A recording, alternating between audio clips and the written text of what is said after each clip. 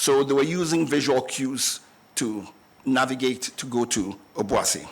And so they had to stay away from cloud, in contact with the ground. So as the cloud base changed, they changed their altitude. Where they needed to avoid, they would avoid.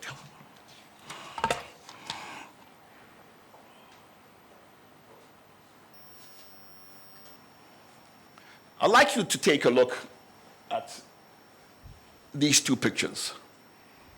Now, first of all, these pictures were taken in the environs of where the accident took place. Take note, it wasn't taken on the day of the accident, but it's just representative. The picture on the left shows the morning weather and shows you the visibility, gives you some idea of the visibility on the day. The picture on the right is taken from the same place, looking at the same area, and you can clearly see that you can make out the ridges in the terrain over there. And it's noteworthy that on the day of the flight, this visibility you are seeing that I'm telling you, you can't even see that as you can see. On the day, the visibility was much worse. From eyewitness accounts, the visibility was down to close to 200 meters at some point. This also shows a picture of actual weather from a passenger who was on board the aircraft, just to give you an idea.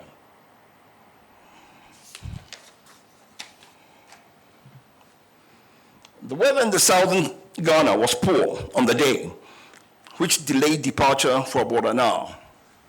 In Accra, conditions were misty, with visibility of about 5 to 7 kilometers and very low clouds, starting at only 700 to 1,100 feet above the ground. While the situation improved slightly later in the morning, the early hours were dominated by haze and overcast skies. In Kumasi, the weather was worse, with drizzle reducing visibility to around 4 kilometers and heavy low clouds sitting just 600 to 900 feet above the ground. Only Accra and Kumasi Aerodrome were available. Only Accra and Kumasi Aerodrome weather were available.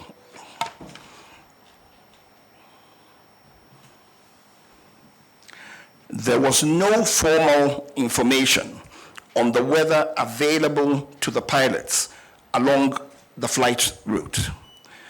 Witnesses reported poor visibility due to fog and rain at Brofuyedru and its environs. Environmental commissions in the Dampier Forest Reserve and its rugged terrain of hills, mountains, created conditions such that over such rugged terrain, you can have turbulence, downdraft, and other phenomena.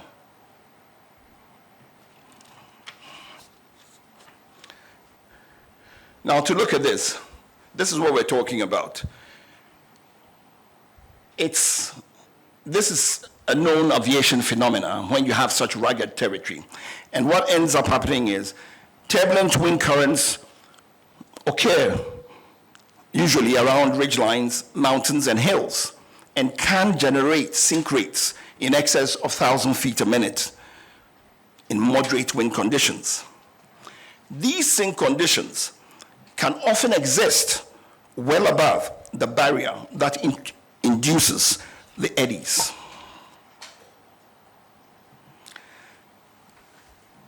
We assessed the aircraft to see if it was fit for purpose. The helicopter entered the Ghana Air Force Service in May 2015, having been manufactured in 2012. And it reached its 10-year service threshold on 18th May 2025. Aircrafts have periodic checks to make sure that they are fit for service. The Air Force has 25-hour checks, 50-hour checks, and 100-hour checks. The 10-year check for the helicopter is what was mandated for this helicopter. Now, as is usual, an operator, in this case Ghana Air Force, requested from the manufacturer an extension. And it's normal, happens in civil flying, happens with any type of flying. The manufacturer gave a 90-day extension to 18th August 2025. And basically, the helicopter met all the basic safety requirements. That notwithstanding, it sort of met a 100-hour check. So the Air Force also did a 100-hour check on the helicopter before the flight. The aircraft on the day,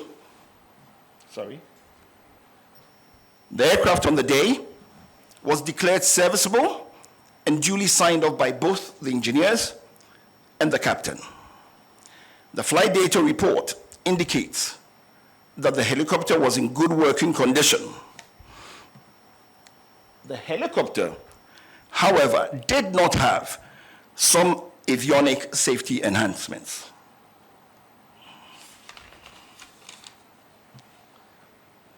As I said before, the aircraft was serviceable and airworthy. The additional safety equipment that the helicopter did not have were things like the helicopter terrain awareness system or the enhanced ground proximity warning system, as you may choose, advanced navigation with terrain mapping, an automatic flight control system. And I would say that these safety equipment would have enhanced situational awareness. For instance, it didn't have an autopilot. That's advanced, the automatic flight control system, so that the crew had to manually fly the plane. So it sort of increases workload. Typically, you want to have a plane that has an autopilot. All the civil planes use autopilots, and the workload on the pilots is very low. It gives you the chance to do things and to think easily, and so on and so forth. Despite all this, the aircraft was in a good condition to fly and met all safety requirements. The investigation has recommended strongly for aircraft with these additional safety enhancements to be acquired immediately for the Air Force.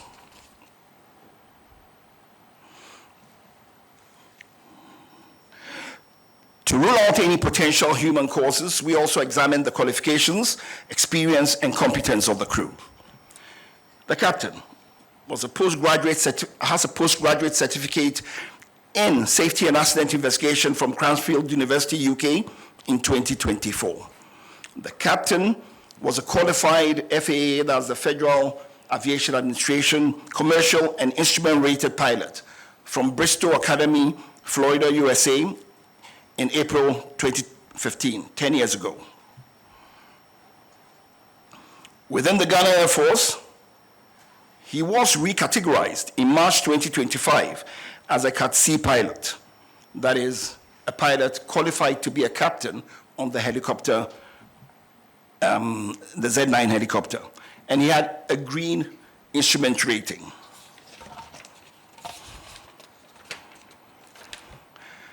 In the Air Force, they have gradings for pilots, categories for pilots from A to D. D being, depends on what you call high and low, D being for the initial, sort of, and then you go all the way to A. It's interesting to note that for quite a while, and as of now, in the Air Force, the highest category is Cat C. So the pilot was totally competent to be flying this plane.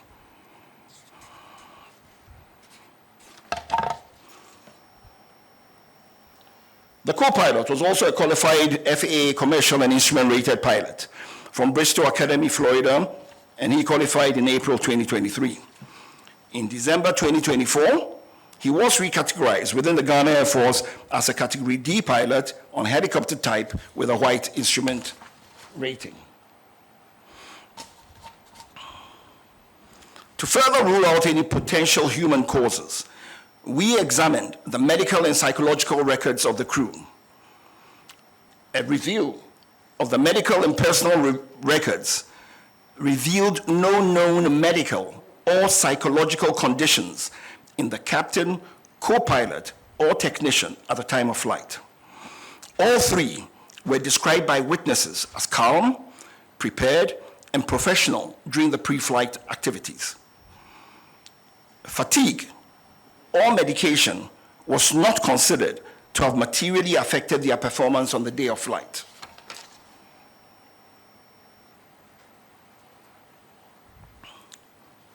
Now to the sequence of events. The flight departed Accra under visual flight rules in marginal weather. The flight to Brofuyedru was uneventful. Brofuyedru is approximately 90 miles from Accra, about 10 miles from Obuasi. As the flight approached Obuasi, visibility deteriorated rapidly due to mist and low clouds. At 9:56, the crew entered IMC, which is Instrument Meteorological Conditions. To the layman, it is they flew into clouds because they no longer could stay away from the clouds, so they flew into clouds and transitioned to IFR. Now, IFR is Instrument Flight Rules. So what it means is they now transitioned from navigating using visual cues to now navigation solely on the aircraft's instruments.